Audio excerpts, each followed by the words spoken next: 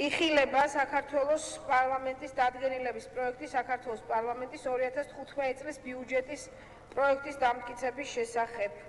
მომხსენებელი ბატონი დავით ონოფრიშვილი, გთხოვთ.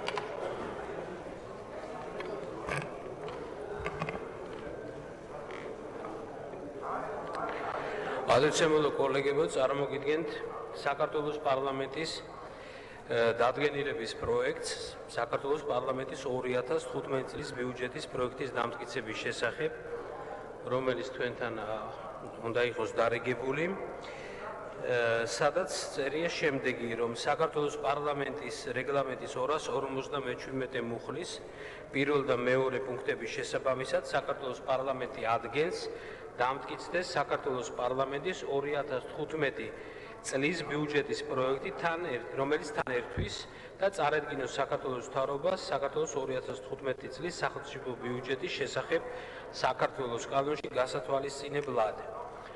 მინდა აქვე შეგახსენოთ, რომ როგორც დაახლოებით 2 თვის წინ განაცხადა პარლამენტის თავმჯდომარემ ბატონმა დავით უსუფაშვილმა ამ დარბაზში, რომ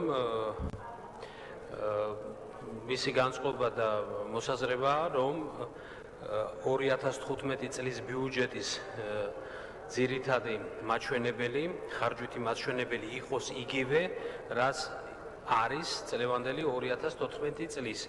ანუ ის 2.8 მილიონიანი ზრდა, რომელიც პრინციპში უნდა ჩადებულიყო 2015 წელს, ეს ზრდა არ არის გათვალისწინებული აი ამ პროექტით. ანუ ციფრი, რომელიც თვითონ საკანონმდებლო საქმიანობას ეხება 52.91 მილიონი 91 ლარი დარჩება იგივე.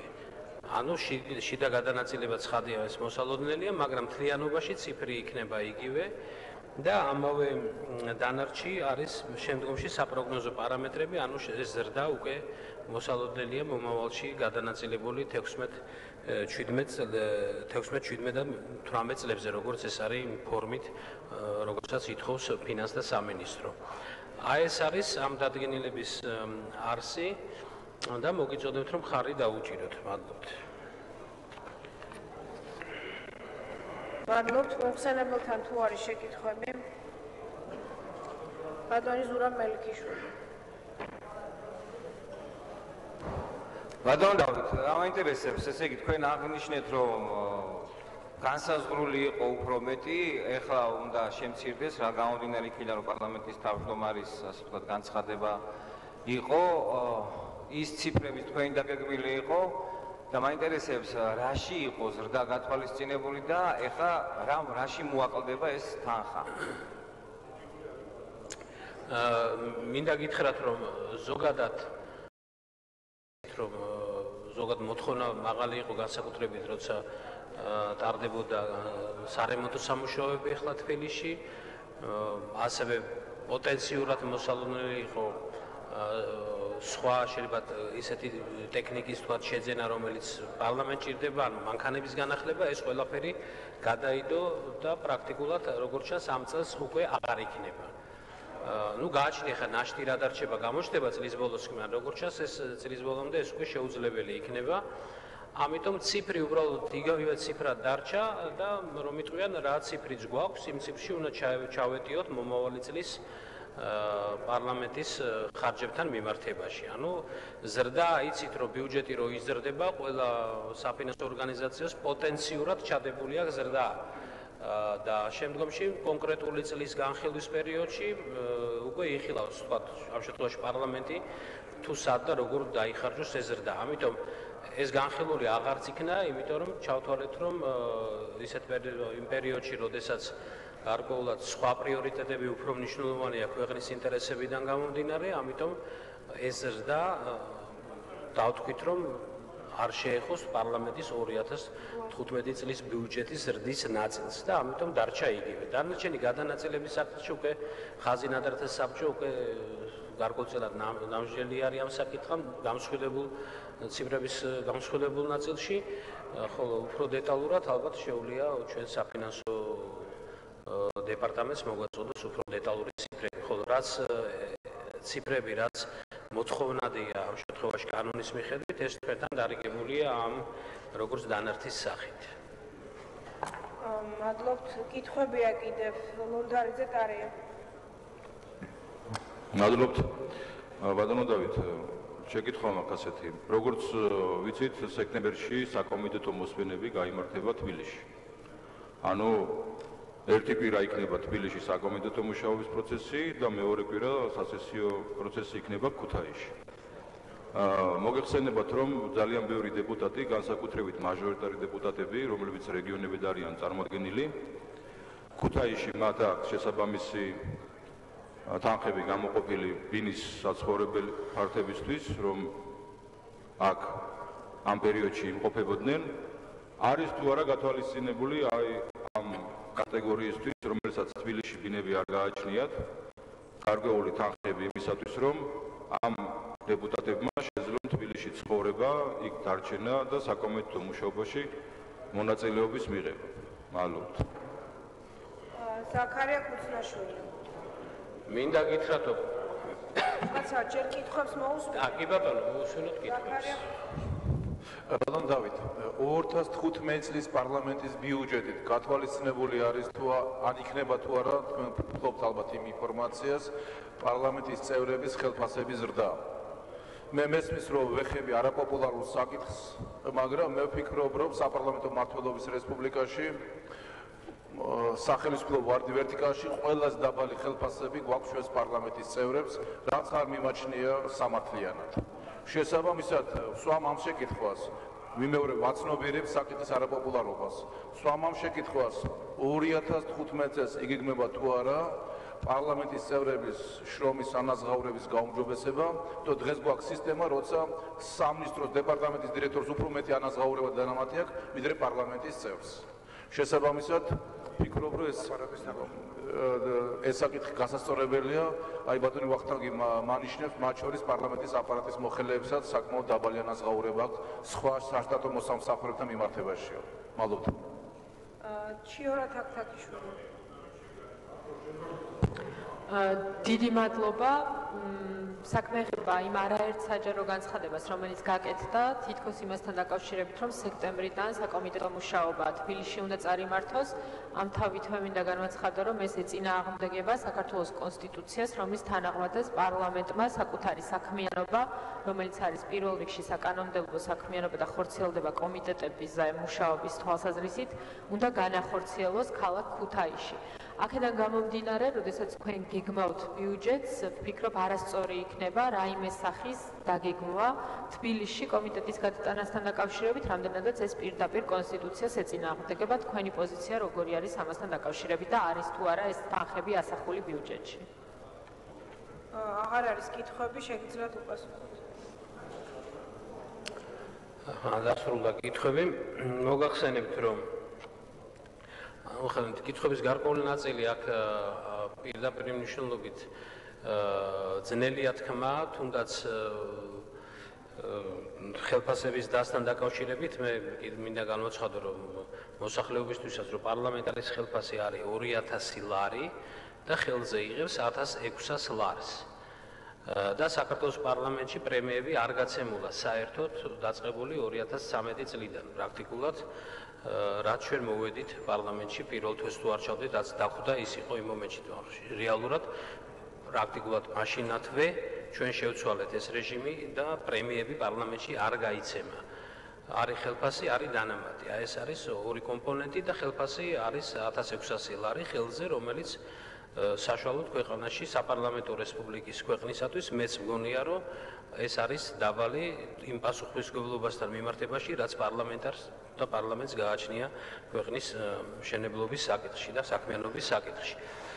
რაც შეეხება მომავალი წლის ბიუჯეტში, ჩვენ ხაზინადათა საბჭოზე და ყველა ფრაქციას, ასე ვთქვათ, ყავს წარმომადგენელი, ყოველში უმცირესობა უმრავლესობას. იქ არის ის რეზერვი, რომ გარკვეულწილად მცირედ იზრდა არის შესაძლებელი, მაგრამ ამის გადაწყვეტილება არ მიღებულა ჯერ და ამაზე იქნება ეს ცალკე სამსჯელო საკითხი. იმიტომ რომ ეს ჩვენი ბიუჯეტი, რომელიც არ იზრდება, იცით რომ ის რემონტი, რომელიც მიმდინარეობდა, ეხლა ეს რემონტი დასრულებისკენ მიდის და ამიტომ ის ოდენობის ხარჯი აღარ იქნება საჭირო და იმის გარკვეულწილად რეზერვად შეიძლება სხვა ეს რეზერვად გამოჩნდეს სხვა მიმართულებით გადანაწილების საშუალება. მაგრამ ფაქტია, რომ არ არის ადეკვატური და ბევრ უწყებაში ნამდვილად დეპარტამენტის ხელმძღვანელებს უფრო მაღალი ხელფასი აქვს, რაც არ უნდა საოცრება იყოს პარლამენტის თავმჯდომარეზე მეტი. ან ასე ვთქვათ, ხელზე აღებული თანხა, ან თავმჯდომარის მოადგილეებზე და გნებად შესაბამისად იერარქიას რომ მივდით. ამიტომ ეს საკითხი ზოგადად დასარეგულირებელია, ნამდვილად ვიცით რომ მთავრობამ თავის ნაწილში დაარეგულირა და ალბათ ჩვენც იგივე მოგვიწევს რომ შეთანაწყობა მოხდეს ამისი როგორც მოხდა აღმასრულებელ სტრუქტურაში, ისე საკანონმდებლობაში. ამიტომ ეს რეზერვი რეალურად არსებობს და ამაზე მოსაფიქრებელია ყველამ ერთად უნდა გადავწყვეტოთ. რაც შეეხება იმ საკითხებს, რაც მაჟორიტარ დეპუტატებზე იყო არის თუ არა გათვალისწინებული, როცა ისინი თბილისში მუშაობენ, ამის შესაძლებლობაც არის, რომ არავის თავის მუშაობაში ხელი არ შეეშალოს და როგორც თბილისში იქნება თუ ქუთაისში სესია თუ საკომიტეტო მოსმენა თბილისში და ასე შემდეგ, ეს რეალურად განხორციელდეს. თუ ქალბატონ ჩიორას თუ მეკითხებით ჩემ აზრს, მე მიმაჩნია რომ ის ნაწილი რაც შესაძლებელია განხორციელდეს თბილისში, სასურველია განხორციელდეს თბილისში, რომ ჩვენ სრულად განვახორციელოთ ჩვენი უფლება-მოსილება, რომელიც მე პირადად შეზღუდული მაქვს, იმიტომ რომ ბევრ რამეს ვერ ვესწრები, ვერ მონაწილეობ, ვერ უზიარებას, ვერ ვისმენ, როცა ისე როგორც ეს არის შესაძლებელი დედაქალაქ თბილისში.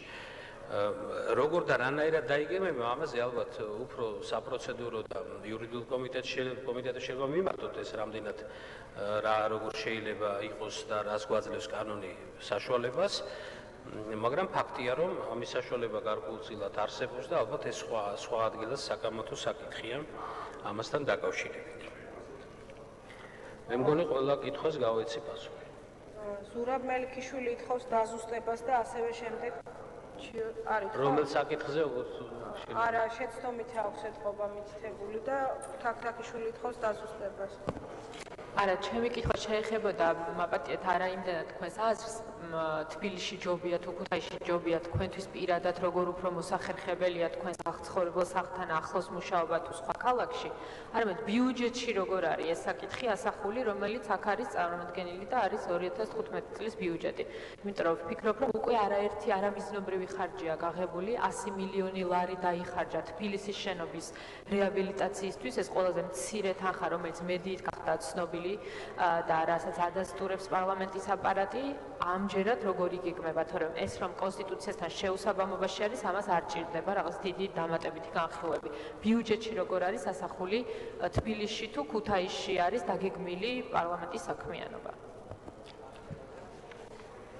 2015 წლის ბიუჯეტში ასახული არის როგორც შესაძლებლობები, როგორც თბილისში, ისე ქუთაისში საქმიანობის. იგივე წლევანდელ ბიუჯეტში ჩვენ ესე არ წერია იქ ქუთაისი და თბილისი. თუ საჭირო გახდება გარკვეული თანხების გადათამაშება იმ პროცენტულ ნაწილში, რაც კანონით არის დადგენილი, ამ თანხებში თავისუფლად ეტევა ამ ხარჯების გაწევა, იმიტომ რაღაცა მოაკვდება მაშინ ქუთაისში გასაწევ ხარჯს და დაემატება თბილისში დასამატება. ესე კონკრეტულად ციფრები აქ არ არის და არც ვამტკიცებ. თუ ეს საკითხი თქვენ გაინტერესებთ, ამისთვის არსებობს ხაზინადართა საბჭო, არის სხვა საკონსულტაციო ორგანო, სადაც შეგიძლია მიმართოთ და უფრო დეტალურად ან თქვენ ან თქვენი ფრაქციის წარმომადგენლებმა და უფრო დეტალურად მოგეწოდებათ პასუხი. ჩვენ ამჯერად ვამტკიცებთ გამსხვილებულ ციფრებს, რომლებშიც ეს ვარიანტიც შეიძლება, ის ვარიანტიც და შეიძლება კიდე მესამე ვარიანტიც იყოს განხილული.